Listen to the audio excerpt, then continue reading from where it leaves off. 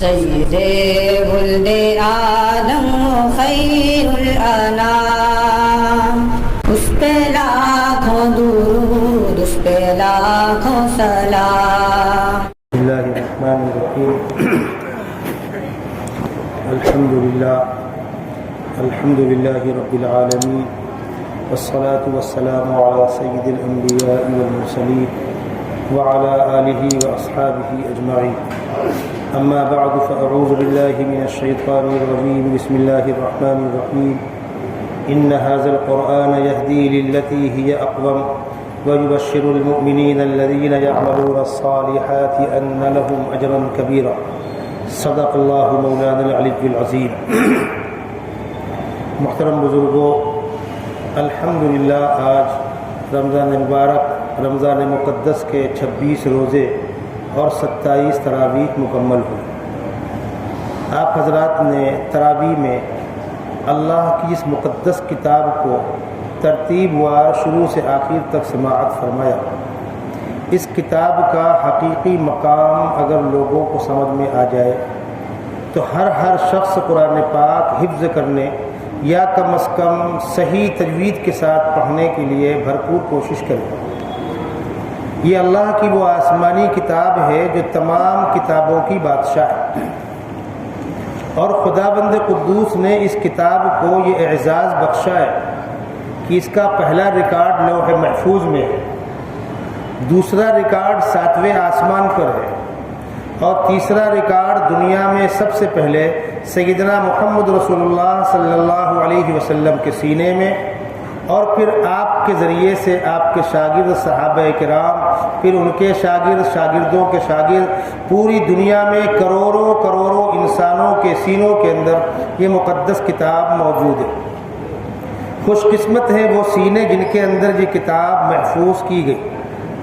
یہ کتاب اللہ کی اتنی پیاری کتاب ہے، اس کو دیکھنا عبادت، اس کو سننا عبادت، اس کو پڑھنا عبادت، پڑھنے پڑھانے والوں کو محبت کی نگاہ سے دیکھنا، ان کی خدمت عبادت۔ جن درسگاہوں میں یہ کتاب پڑھائی جاتی ہے ان درسگاہوں کی تعمیر، ان کی زینت، ان کی آبادی، ہر طرح سے اس کتاب کی خدمت کرنے والوں کو دنیا اور آخرت میں خداوند قدوس سرخ روئی سے نوازتا ہے۔ ہم نے اپنے بڑوں سے سنا، اور میرا بھی اس پر اتفاق ہے کہ دنیا میں جہاں کہیں بھی اس کتاب کی تعلیم مکمل آداب کے ساتھ، تجوید کے قواعد کی رعایت کے ساتھ عمدہ قرآن پڑھایا جائے گا، اس سرزمین کے لیے اللہ کی رحمتوں کے نزول کا ذریعہ بنے گا۔ جو ادارے قرآن پاک صحیح پڑھا رہے ہیں، الحمدللہ دنیا کے اندر صاف نظر آتا ہے کہ انسانوں کے قلوب اس جانب متوجہ ہیں۔ اس کتاب کو مکمل اپنے سینے کے اندر محفوظ کر لینا یہ ہر ایک کے بس کی بات نہیں ہے، آسان بھی نہیں ہے، لیکن کتاب کا تھوڑا سا حصہ محفوظ کر لینا کسی کے لیے بھی مشکل نہیں۔ ہم میں سے ہر شخص کتاب کا تھوڑا حصہ، 1 پارہ، آدھا پارہ، 10 صورتیں، اور جب آدمی طے کرتا ہے تو ہمت بندہ مدد خدا۔ آج تو الحمدللہ اس کتاب کو حفظ کرنے کا لوگوں میں شوق پیدا ہوا، کالج کے پڑھتے ہوئے بچے بھی حافظ ہو رہے ہیں، کاروبار کرتے ہوئے لوگ بھی حفظ کر رہے ہیں۔ میں جب سن 90 میں بھیونڈی میں آیا، اور مفتی لئیق احمد صاحب ہمارے قریبی دوست جو مدرسہ سراج العلوم کے ناظم ہیں، وہ اس وقت کارولی روڈ کی مسجد میں مغرب بعد مکتب چلتا تھا، مسجد کچی تھی، مکتب چلتا تھا، اس میں بڑا عمدہ قرآن پڑھایا جاتا تھا، تو میں آ کر وہاں بیٹھتا تھا۔ حاجی عثمان صاحب رحمۃ اللہ علیہ اس وقت ماشاءاللہ صحت مند تھے، خوب چلتے تھے، خوب بولتے تھے۔ میں نے کئی بار دیکھا کہ حاجی صاحب مسجد کے کسی گوشے میں بیٹھ کر گھنٹوں پڑھ رہے۔ جب میری ان کی بے تکلفی ہوئی تو میں نے ان سے پوچھا کہ حاجی صاحب حفظ کر رہے ہیں آپ؟ کہنے لگے ہاں۔ حاجی عثمان صاحب نے اس عمر میں حفظ کیا ہے۔ آپ سمجھ سکتے ہیں حاجی صاحب نانا دادا دونوں بن چکے تھے، داڑھی کے بال پک چکے تھے، لیکن انہوں نے حفظ کیا اور الحمدللہ حافظ ہو گئے۔ کیا مشکل؟ آدمی کاروبار کرتا ہے، اب غور کیجئے، کاروبار میں آپ کتنے گھنٹے دیتے؟ 4-6 گھنٹے، باقی ٹائم دوست و احباب میں، گپے بازی میں، یہاں وہاں، سماج کے اچھے برے میں۔ ایسا نہیں ہے کوئی 18 گھنٹہ کاروبار کرتا رہتا۔ آدمی اگر اپنے آفس کے اوقات کے علاوہ باقی اوقات میں سے 2 گھنٹہ بھی فارغ کرے، اور میں تو یہاں تک کہتا ہوں کہ ایک آیت یاد کیجئے، ایک آیت یاد کیجئے، کیا مشکل ہے؟ جب آپ قرآن پڑھنا شروع کریں گے تو قرآن کا فیض خود محسوس کریں گے آپ۔ یہ وہ کتاب ہے جو سراپا معجزہ ہے، کتنے پہلوؤں سے معجزہ ہے، اس پر گفتگو کرنا آسان نہیں۔ قرآن کا سب سے بڑا معجزہ یہ ہے کہ اس جیسی دوسری کتاب پوری دنیا مل کر نہیں بنا سکتی۔ یہ کتاب تو عربی میں ہے۔ جب یہ کتاب سیدنا محمد رسول اللہ صلی اللہ علیہ وسلم پر نازل ہوئی اور آپ نے پڑھ کر انسانوں کو سنانا شروع کیا، جتنے منہ اتنی باتیں، طرح طرح کے تماشے، قرآن نے ان تماشوں کو نقل کیا۔ کچھ سوالات کے جوابات قرآن نے دیے اور اکثر کے نہیں دیے۔ اس سے ہم کو اور آپ کو ایک سبق ملتا ہے، ہر کس و ناکس کو منہ لگانے کا نہیں۔ میں آپ کو بتلا دوں، میں پورا شہر گھومتا رہتا ہوں، یہاں سے وہاں، وہاں سے وہاں، وہاں سے وہاں۔ 2 طرح کے لوگ کثرت سے مجھے ملتے ہیں۔ کچھ لوگ دیکھ کر دوڑ کے آتے ہیں، السلام علیکم، وعلیکم السلام، مصافحہ کرتے ہیں، محبت کا اظہار کرتے ہیں، ہاتھ چوم لیتے ہیں۔ اور ایک طبقہ بولتا ہے کہ یہی ہے مفتی حذیفہ، یہی ہے، بابڑا ہے، یہ ہمارے خلاف بولتا ہے۔ کیا کریں گے آپ؟ اب آپ ان کے پیچھے چلیں، اپنا وقت ضائع کریں؟ ایسے ہی فون پر عجیب عجیب سوالات لوگ کرتے ہیں۔ میں آپ کو سوالات سنا دوں تو آپ عقل سر پکڑ کے بیٹھ جائیں گے، کیا کہہ رہے کم وقت۔ آج ہی ایک صاحب نے سوال کیا، تراویح میں قرآن چھوٹ گیا ہے، ہم ظہر کے بعد اس کو پڑھ سکتے ہیں کسی کے پیچھے؟ تو میں نے پوچھا بھائی ظہر کے بعد امام صاحب پڑھائیں گے، آپ سنیں گے؟ بولے ہاں۔ میں نے کہا وہ آہستہ پڑھیں گے زور سے پڑھیں گے؟ تب چپ۔ ارے ظالم، تراویح میں قرآن آپ کب سنو گے؟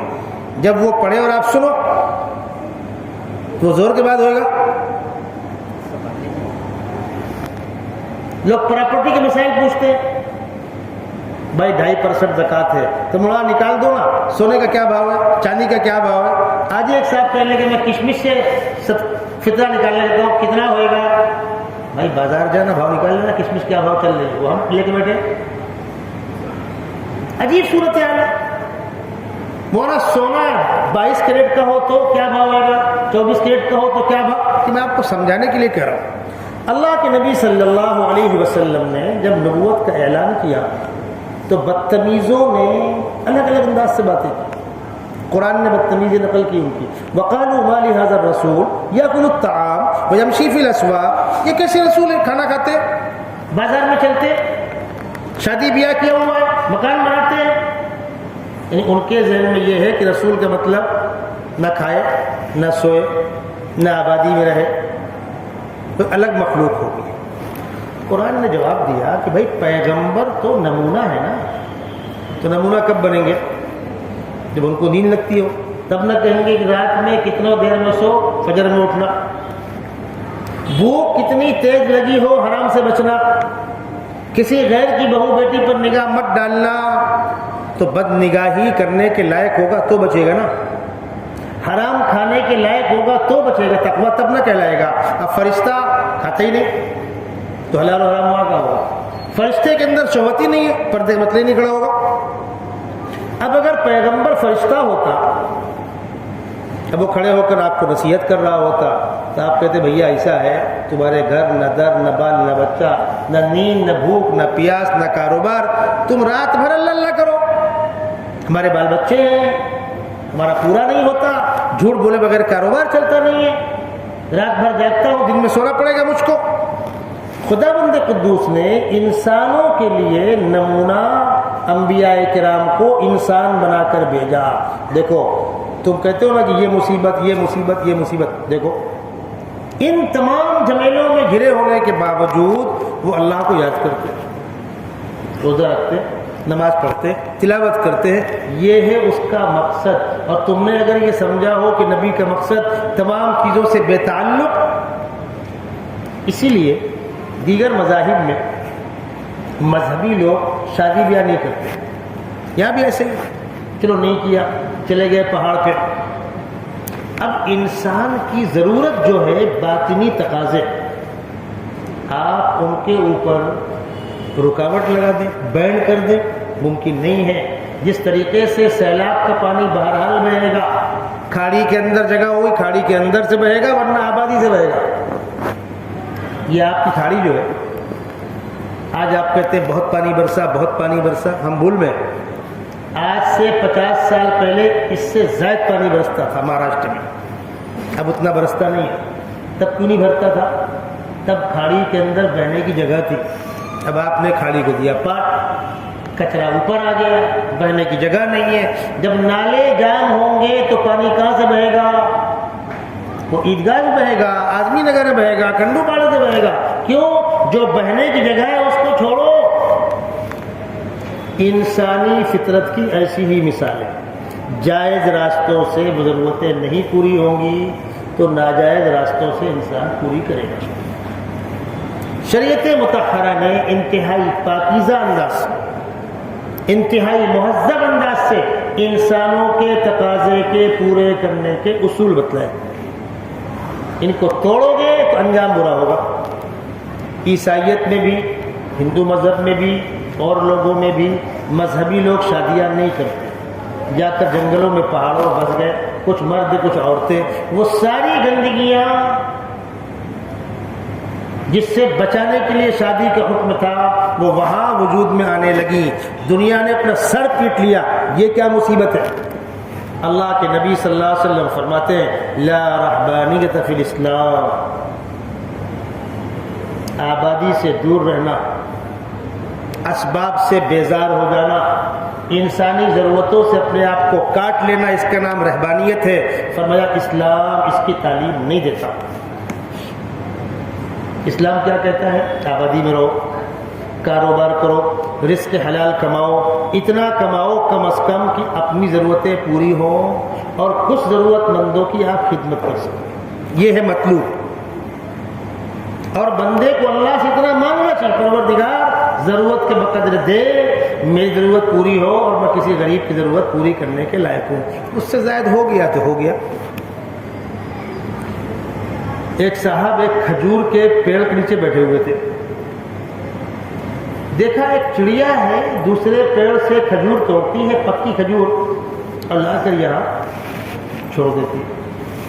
ان کو فکر ہوئی کہ یہاں کیا ہے، چڑھ کے اوپر گئے تو ایک بڈھا سانپ تھا جو اندھا ہو گیا تھا، چلنے کے لائق نہیں تھا، وہ وہاں بیٹھا ہوا ہے منہ کھول کر، اور چڑیا اس کے منہ میں ڈال۔ ایک واقعہ یہ ہوا۔ دوسرا واقعہ دیکھا کہ شیر نے شکار کیا، تازہ گوشت لا کر کے جھاڑی میں ڈال دیا۔ ان کو فکر ہوئی کہ یہاں کیا ہے، گئے تو ایک بڈھا گدھ تھا، چیل سے بڑا ہوتا نہیں گدھ، پہلے اڑتے تھے بڑے بڑے پر مردار کھانے کے لیے، وہ بیٹھا ہوا ہے، چلنے کے لائق نہیں ہے، شیر نے لا کر اس کے منہ پہ تازہ گوشت ڈال دیا۔ تو انہوں نے کہا سبحان اللہ، وارے میرے مولا تیری قدرت، تو معذور گدھ کو تازہ گوشت کھلا رہا ہے، میں بھی کہیں بیٹھ جاؤں گا، میرا مولا مجھے کھلائے گا۔ غیب سے آواز آئی، تمہارے سامنے دو نمونے تھے، ایک صحت مند طاقتور شیر کا نمونہ تھا، خود بھی کھاؤ غریبوں کو کھلاؤ، اور ایک معذور و مجبور گدھ کا نمونہ تھا، کیا پاہی بن کے بیٹھ جاؤ، ہاتھ پھیلا کر کھاؤ۔ ارے ظالم، تم نے گدھ بننا پسند کیا، شیر بننا پسند کیوں نہ کیا؟ اللہ سے اتنا مانگو، اللہ میری ضرورتیں پوری ہوں اور میں ضرورت مندوں کی خدمت کروں، اس کا ثواب مجھے حاصل ہو۔ اللہ کے نبی صلی اللہ علیہ وسلم پر جن لوگوں نے بے بنیاد سوالات کی بوچھار کی، قرآن نے ان کے جوابات دیے۔ ان لوگوں نے ایک الزام لگایا، کیا الزام لگایا؟ ارے وہ فلانے مقام پر ایک آدمی ہے، یہ جا کر اس سے پوچھ کے لکھ آتے ہیں اور یہاں آ کے پڑھ کے سناتے ہیں۔ یہ معمولی الزام نہیں تھا کہ فلانے آدمی کے پاس جا کر کے پوچھ کے لکھ لیتے ہیں اور یہاں آ کے سناتے ہیں۔ قرآن نے کہا ظالموں، ہم نے تمہارے سوال کا جواب الزام پہلے سے کر رکھا ہے۔ کیا کر رکھا ہے؟ اللہ کے نبی صلی اللہ علیہ وسلم امی ہے، لکھا ہوا پڑھ نہیں پاتے، اپنے قلم سے لکھ نہیں پاتے، اور ہم نے آپ کو اسی لیے امی رکھا تھا تاکہ کل کو کوئی الزام نہ لگائے کہ فلانے سے نقل کر لیتے.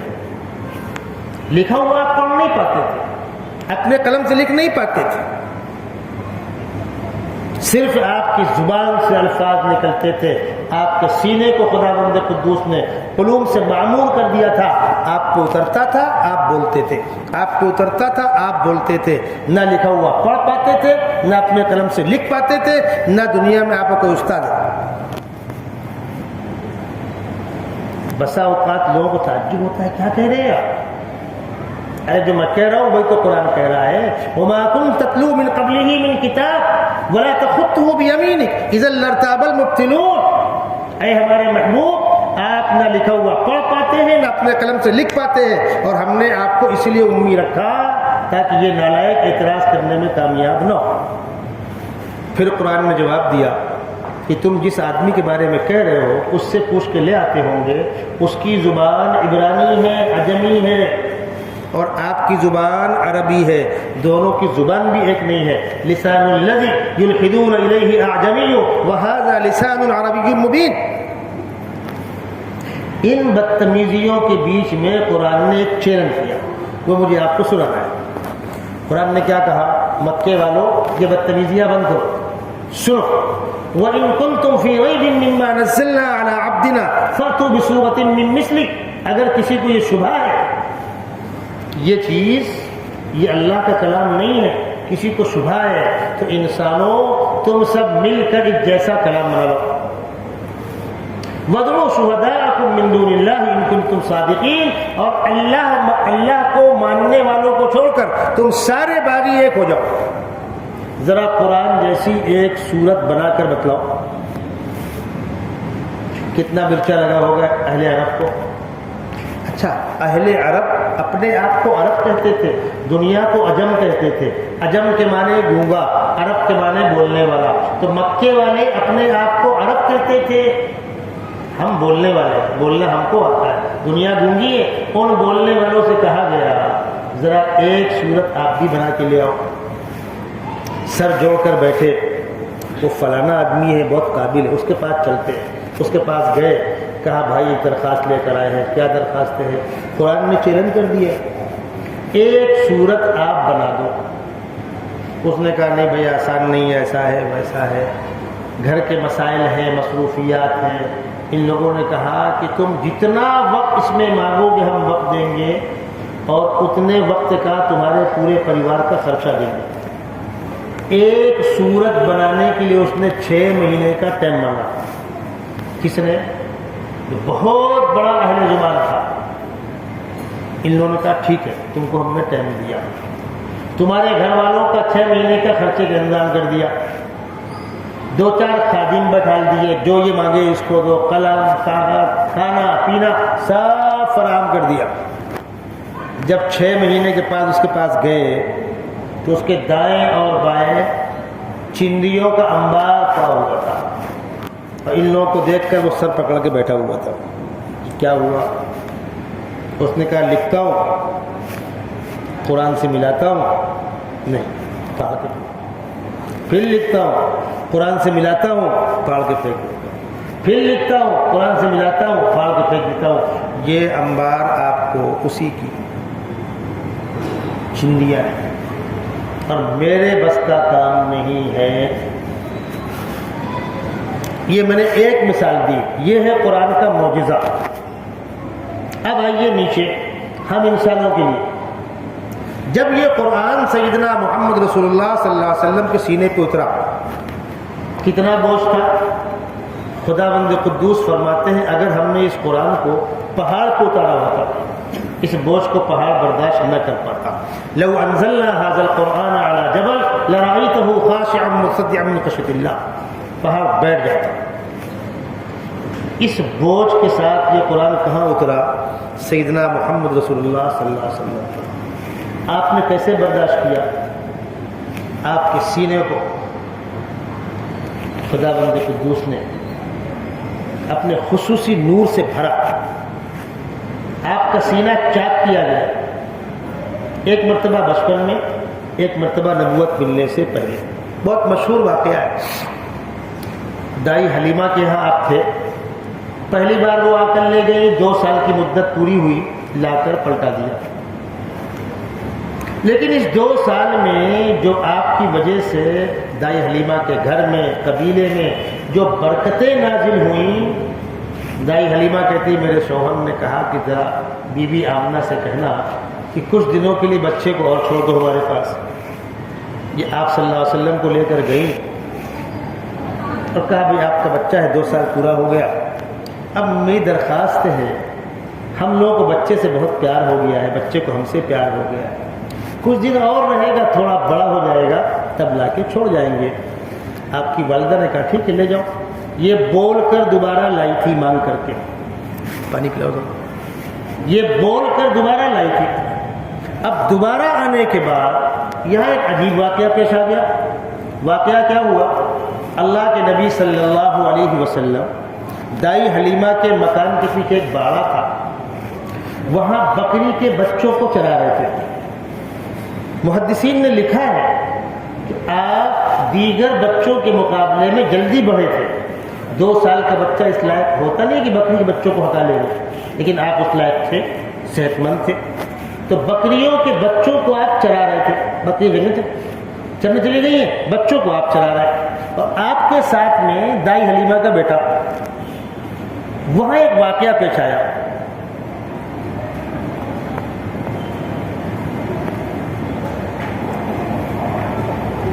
واقعہ پیش یہ آیا، 2 سفید پوش لوگ آئے، آپ کو پکڑا، لٹایا، آپ کا سینہ کھولا، اس کے اندر سے دل نکالا، جنت سے تخت میں پانی لے کر آئے تھے، اس میں رکھا، دھلا، پھر سینے کے اندر اللہ کی طرف سے خصوصی نعمتوں کو رکھا گیا اور اس کو دوبارہ پیک کر کے چلے گئے۔ سرجری ہوئی، نہ درد ہوا، نہ ٹاکے لگے، نہ کوئی تکلیف ہوئی، وہ اپنا کام کر کے چلے گئے، فرشتے تھے۔ دائی حلیمہ کے بیٹے نے اس منظر کو دیکھا کہ 2 سفید لباس میں آئے ہیں اور میرے قریشی بھائی کو پکڑا ہے اور پیٹ کھولا ہے، اتنا دیکھ کے وہ بھاگا، آ کے اپنی اماں سے کہا کہ اماں وہ قریشی بھائی جو ہے نا، اس کے ساتھ ایسا واقعہ پیش آیا۔ دائی حلیمہ کہتی ہے کہ میں اور میرے شوہر سر پر پیر رکھ کے بھاگ کر آئے تو مہمان جا چکے تھے اور آپ صلی اللہ علیہ وسلم سہمے کھڑے ہوئے تھے، لٹا لیا، چوما، چاٹا، بیٹا کیا ہوا؟ پتہ نہیں کیا ہوا، 2 آدمی آئے تھے، مجھ کو لٹایا، یہاں کو ڈھونڈ رہے تھے، پھر ہاتھ پھیرا اور چلے گئے، جب کپڑا اٹھا کے دیکھا تو کوئی نشان نہیں۔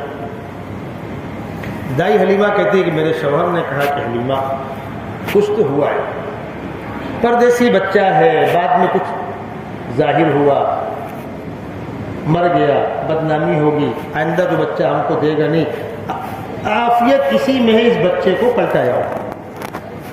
وہ لے کر لوٹ کر مکے آئی دائی بی بی آمنہ کے پاس، خیریت کیسے آنا ہوا؟ نہیں وہ آپ کا بچہ ہے، آپ لے لو۔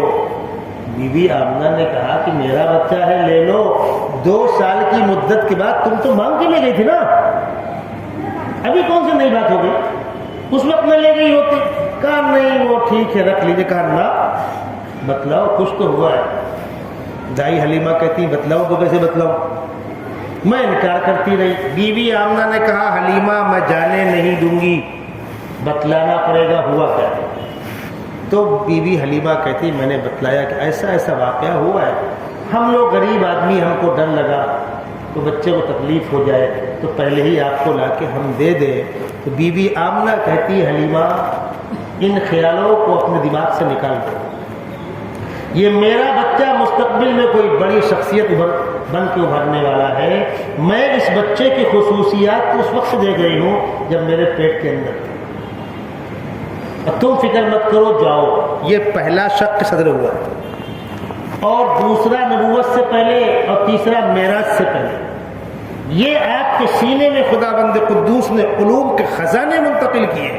جب زبان چلتی تھی دنیا کے سارے پڑھے لکھے لوگ آپ کے سامنے بونے لگتے، آپ پر جو کلام اتر رہا ہے اس کلام کی اہمیت، افادیت دنیا کی جب کائنات کے نظام پر قرآن کلام کرتا ہے تو بڑے بڑے سائنسداں اپنا سر پیٹتے ہیں۔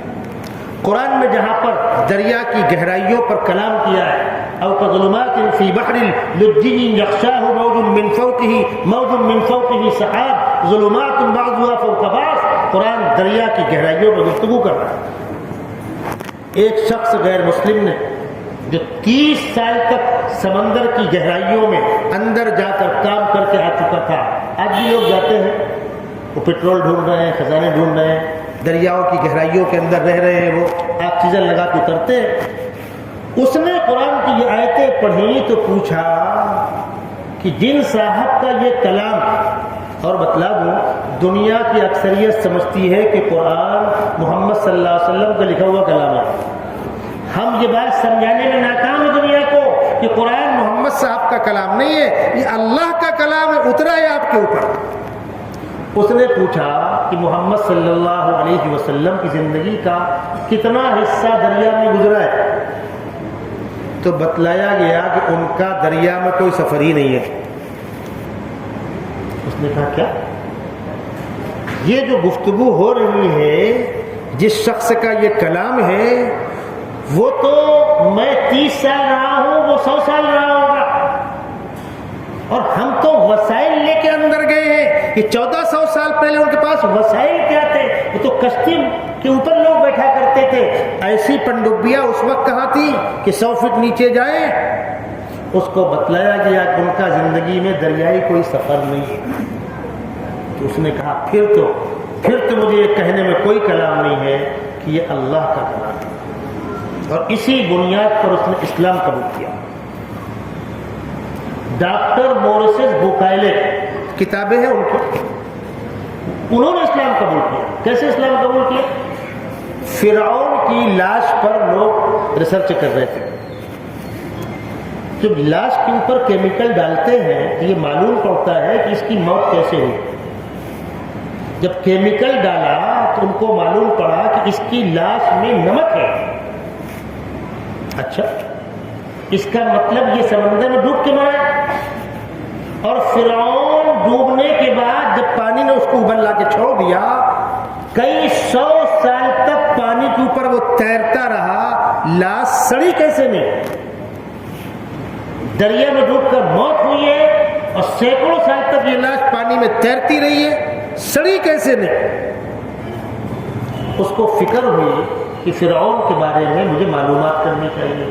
وہ چل کر یہودیوں کے پاس گیا، بھائی تمہارے زمانے کا ہے، تم موسیٰ علیہ السلام کی امت ہو، تمہاری ہی امت کو تو دریا سے پار کیا گیا، تم بتلاؤ کیا ہوا؟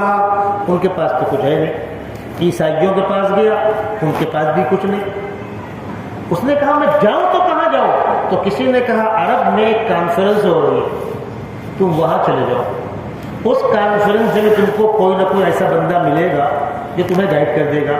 وہ چل کر سعودیہ میں آ گیا، کانفرنس میں بیٹھا۔ اتفاق سے اس کانفرنس میں انبیاء کرام کے حالات پر بھی مقالے تھے، اس میں موسیٰ علیہ السلام اور فرعون اور چنی اور چنا۔ اس کو امید ہوئی کہ میرا کام یہاں سے بنے گا۔ جب کانفرنس ختم ہوئی تو اس نے ایک مسلمان سے کہا کہ میں فرعون کے بارے میں آپ کی مذہبی کتاب کیا کہتی ہے؟ ٹھیک ہے آ جاؤ۔ بیٹھ گئے علماء لے کر سورہ یونس۔ قرآن کہتا ہے حتی اذا ادرکہ الغرق قال آمنت انہ لا الہ الا الذی آمنت بی بنو اسرائیل وانا من المسلمین۔ جب وہ پانی میں نیچے اوپر ہونے لگا اور 10-20 لیٹر پانی پیٹ میں اندر گیا تو فرعون کو اس کی اوقات سمجھ میں آئی۔ جب اس کو موت نظر آ گئی تو اس نے کلمہ پڑھنا چاہا، تو جواب ملا فرعون موت نظر آنے کے بعد کلمہ معتبر نہیں ہے۔ اصول ہے مجھے میری موت نظر آ جائے یا پوری دنیا کو دنیا کی موت نظر آ جائے، یا پوری دنیا کو اس کی موت نظر آئے گی، اس کے بعد کلمہ معتبر نہیں ہوگا۔ وہ کب ہوگا؟ جب سورج بجائے پورب کے پچھم سے نکلے گا۔ یہ الارم ہوگا دنیا کی موت کا، اس کے بعد کلمہ معتبر نہیں ہوگا۔ تو فرعون نے کلمہ پڑھنا چاہا، جواب ملا کہ نہ اب کلمہ معتبر نہیں۔ لیکن تو نے پڑھا تو مرتے مرتے ہم تیری لاش کو فنا نہیں ہونے دیں گے. فَالْيَوْمَ نُنَجِّيكَ بِبَدَنِكَ، تیری لاش فنا نہیں ہوگی. کیوں؟ تاکہ بعد میں آنے والے دیکھ سکے کہ یہ وہ فرعون تھا جس نے دعویٰ خداوندی کیا تھا اور دریا میں ڈوب کر مر گیا. جب ڈاکٹر مورس بوکالے نے یہ حالات پڑھے تو اس نے کہا کہ سوائے اس کے کہ یہ اللہ کا کلام ہو، یہ کسی بندے کا کلام نہیں ہو سکتا. ڈاکٹر مورس بوکالے نے اسلام قبول کیا عیسائی ہونے باوجود، اور کتاب موجود ہے اس کی. قرآن کے معجزات پر اگر گفتگو کی جائے تو ایک رات نہیں سینکڑوں راتیں کم پڑ جائیں گی. ایک پہلو قرآن کے معجزہ ہونے کا یہ. تیسرا اہم پہلو جس پر مجھے اپنی بات مکمل کرنی ہے، یہ قرآن جس کا اتنا بوجھ تھا، جب سیدنا محمد رسول اللہ صلی اللہ علیہ وسلم کو اترتا تھا تو آپ کے بدن پر بوجھ محسوس ہوتا تھا، آپ کا بدن ٹوٹتا تھا، کندھے درد کرتے تھے. حضرت عائشہ صدیقہ رضی اللہ تعالیٰ عنہ فرماتی ہیں تیز سردی کے موسم میں جب آپ پر قرآن نازل ہوتا تھا تو آپ کے پیشانی سے پسینے کے قطرے ٹپ ٹپ گرتے تھے. ایسا بھی ہوا ہے کہ آپ کسی صحابی کی ران میں سر رکھ کے آرام فرما رہے ہیں اور اسی حال میں آپ پر قرآن نازل ہونے لگا تو سر کے بوجھ سے صحابی کہتے ہیں میرے پیر کی ہڈی ٹوٹی جاتی تھی. آپ اونٹنی پر بیٹھے ہوئے ہیں، قرآن نازل ہونے لگا تو قرآن کے بوجھ سے اونٹنی جھکی جا رہی ہے، اس کی پیٹھ مڑی جا رہی ہے، ٹوٹ جائے گی اس کی ہڈی. یہ ہے قرآن کا اصل بوجھ. لیکن جب آقا صلی اللہ علیہ وسلم پڑھ کر انسانوں کو سنا رہے ہیں تو وہ بوجھ برقرار نہ رکھا گیا. اگر وہ بوجھ برقرار رہا ہوتا ہم اور آپ قرآن پڑھ پاتے. پھر اللہ نے اس کو اتنا آسان کیا کہ مکتب کے بچے جن کو پیجامہ برابر باندھنا نہیں آتا، 5 اور 7 سال کے بچوں کو یہ کتاب یاد ہو جاتی. اگر استاد پابند ہو، بچے میں شوق ہو، گھر والوں کا سپورٹ ہو تو 2 سال میں قرآن حفظ ہوتا ہے. اور آپ ہر سال سنتے ہیں 7 سال کے بچے نے حفظ کر لیا، 8 سال کے بچے نے حفظ کر لیا، اخبارات میں فوٹو آتی رہتی ہے. کیا ہے؟ اللہ کے خزانے کی کوئی آخری حد نہیں ہے. ابھی لاک ڈاؤن میں ایک بچے نے 3 ماہ میں قرآن مکمل کیا. ہمارے مدرسے میں ایک بچے نے 84 دن میں قرآن مکمل کیا. اللہ تعالیٰ یہ واقعات آپ کو اس لیے سنا رہا ہوں، ہم اور آپ بھی طے کریں کہ ہم کو قرآن حفظ کرنا ہے تو اللہ کی رحمت سے کچھ بعید نہیں ہے، ہم کو آپ کو اللہ تعالیٰ وہ سعادت دے سکتا ہے. ہمارے استاد مولانا صدیق صاحب باغی فرمایا کرتے ہیں ارے اللہ کے بندے نیت کر اور شروع کر دے.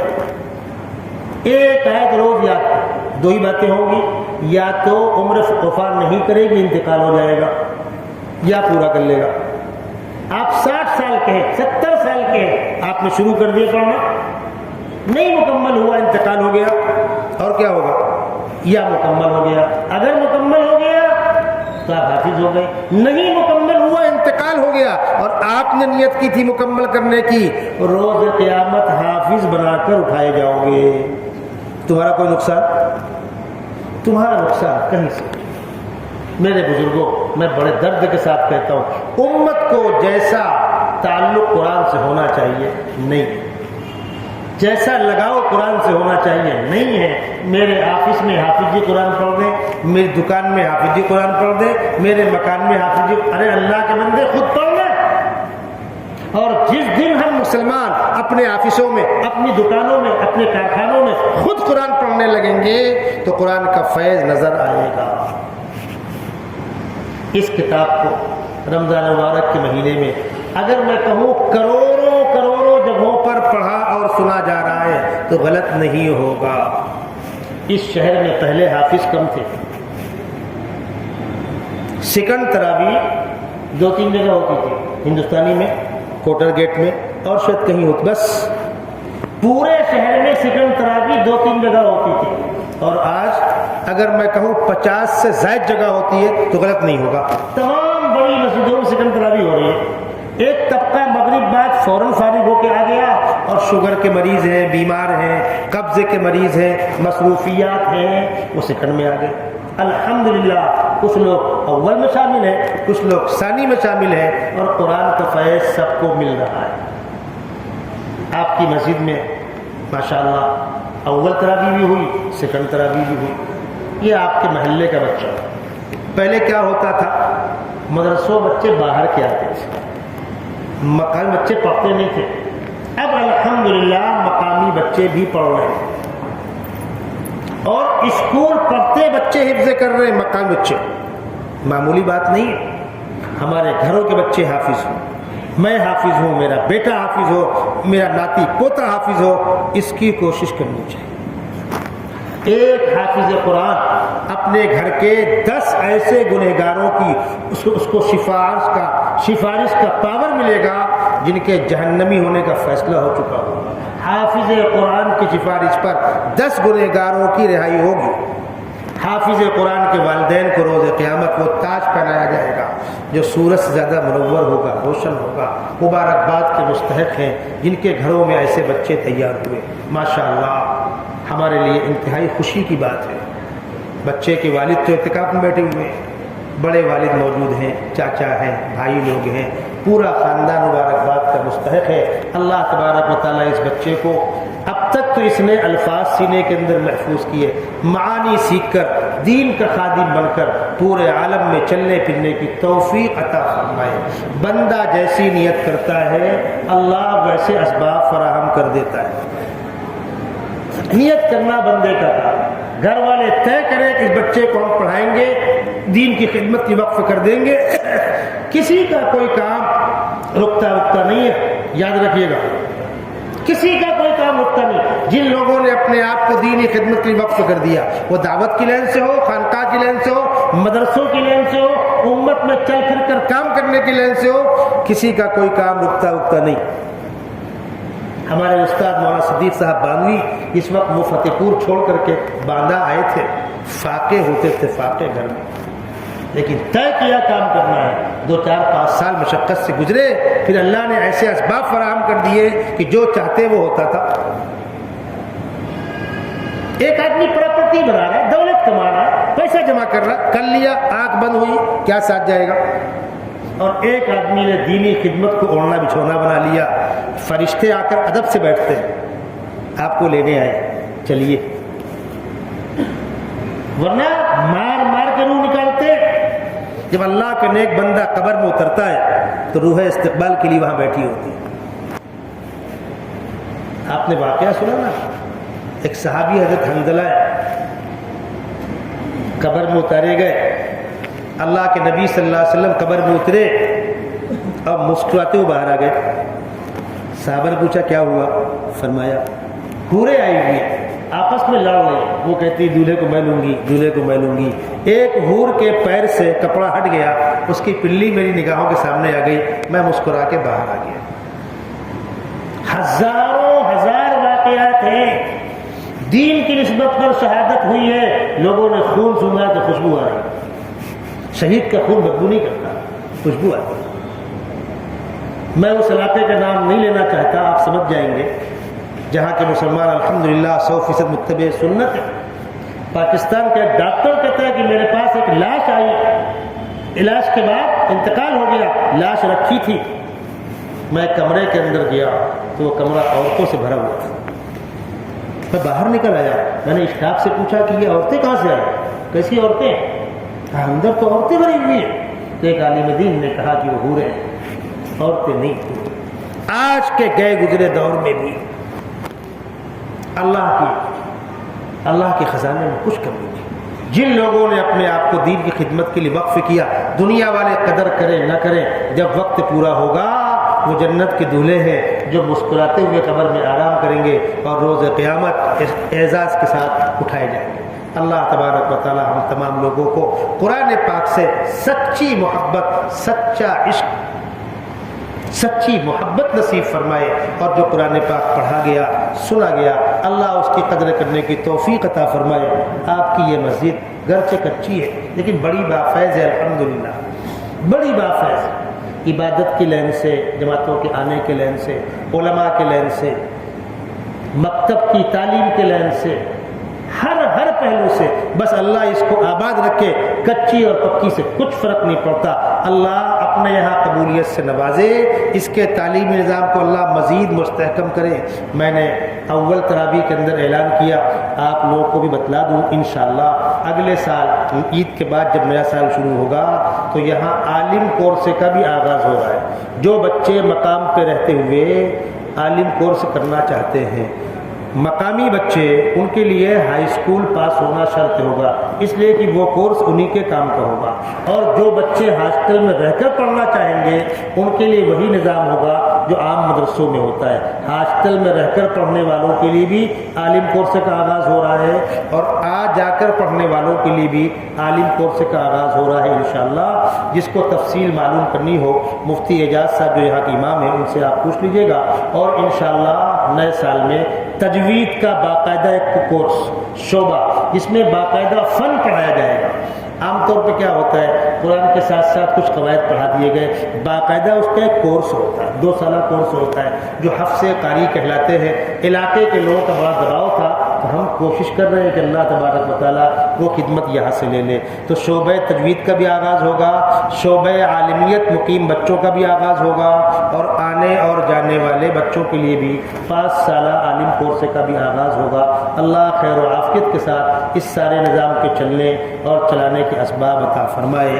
درود شریف پڑھ کر دعا کریں۔ اللهم صل على سيدنا مولانا محمد وعلى آل سيدنا مولانا محمد وبارك وسلم۔ اللهم وفقنا لما تحب وترضى واجعل آخرتنا خيرا من الأولى۔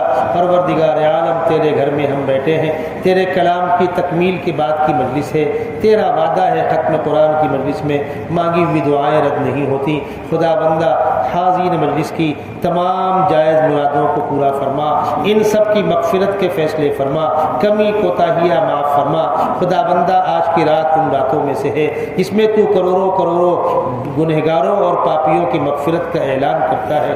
خدا بندہ ہماری مغفرت کے فیصلے فرما دے، ہماری مغفرت کا بھی اعلان فرما دے۔ تیری رحمت کے دریا میں ہم غوطے لگا کر پاک صاف ہو کر نکل آئیں گے۔ خدا بندہ تیرا کچھ نہیں بگڑے گا، ہماری بگڑی بن جائے گی۔ پروردگار ہماری مغفرت کے فیصلے فرما، ہماری مغفرت کے فیصلے فرما، تمام کمی کوتاہیوں کو معاف کرنے کے فیصلے فرما۔ رمضان مبارک کے 26 دن 27 شبیں گزر چکی ہیں، خدا بندہ کمی کوتاہیوں کو معاف فرما، ٹوٹی پھوٹی عبادات کو قبول فرما۔ آنے والی بقیہ ایام، بقیہ راتیں اور بقیہ اوقات کی قدر کرنے کی توفیق نصیب فرما۔ خدا بندہ اس شہر کے مسلمانوں کے کاروبار کے پھلنے پھولنے کے اسباب عطا فرما، مسلمانوں کو رزق حلال پاکیزہ اور طیب روزی عطا فرما۔ پروردگار عالم محنت کر کے کما کر، جائز راستوں میں خرچ کر کے، بھلے کاموں میں خرچ کر کے اپنی آخرت سنوارنے کی توفیق نصیب فرما۔ تمام ضرورت مندوں کی ضرورت کے تکفل کے غیب سے فیصلے فرما، بے روزگاروں کو روزگار نصیب فرما، بے اولادوں کو اولاد نصیب فرما۔ اولاد کے بغیر زندگی ادھوری، گھر سونا سونا لگتا ہے۔ خدا بندہ تیری قدرت میں کچھ بعید نہیں، تو حضرت زکریا کو بڑھاپے میں اولاد دے سکتا ہے، حضرت ابراہیم کو بڑھاپے میں اولاد دے سکتا ہے۔ خدا بندہ تیرے خزانے میں کچھ کمی نہیں، سارے بے اولادوں کو اولاد نصیب فرما۔ جن کو تو نے اولادوں کی نعمت سے نوازا ہے ان کی اولاد کو نیک اور صالح بنا، اولاد کو اپنے والدین کی خدمت کرنے، عزت کرنے کی توفیق نصیب فرما۔ چھوٹوں کو اپنے بڑوں کا احترام کرنے اور بڑوں کو چھوٹوں کے ساتھ شفقت کا معاملہ کرنے کی توفیق نصیب فرما۔ ہماری جان و مال کو، ہمارے اسباب کو اپنے دین کی خدمت کے لیے قبول فرما۔ خدا بندہ دین کے مراکز کی حفاظت فرما، دین کی بنیادوں کی حفاظت فرما، مرکزی اداروں کی حفاظت فرما، مرکزی شخصیات کی حفاظت فرما، مرکز نظام الدین اور پورے عالم میں چلنے والے اس کے فیض کی حفاظت فرما۔ کام کو فروغ نصیب فرما۔ قرب قیامت میں فتنوں کا دور ہے، ہمارے ایمان کے بچانے کے اسباب عطا فرما، ایمان بچا کر لے جانے کے اسباب عطا فرما۔ دجالی فتنوں سے، شیطان کے مکر و فریب سے ہم سب کی حفاظت فرما۔ خدا بندہ اس ملک کے مسلمانوں کو عزت کی زندگی، عزت کی موت نصیب فرما، عزت کی زندگی زندگی عزت کی موت نصیب فرما، جب تک زندہ رکھ اپنے دین کے ساتھ جڑ کر زندگی گزارنے کے اسباب کے ساتھ زندہ رکھ، اور جب خاتمہ ہو تو ایمان کے ساتھ شہادت کی پاکیزہ موت نصیب فرما۔ خداوندہ بعض لوگوں نے دعاؤں کے لیے پرچیاں بھیجی ہیں، سارے بیماروں کو شفا نصیب فرما، سارے بیماروں کو جلد از جلد شفا نصیب فرما، اور جن کا انتقال ہو گیا ان کی مغفرت فرما، کروٹ کروٹ سکون نصیب فرما، حاضرین مجلس کی تمام جائز مرادیں پوری فرما۔ وصلی اللہ تعالی علی خیر خلقہ محمد وعلی آلہ واصحابہ اجمعین برحمتک یا ارحم الراحمین۔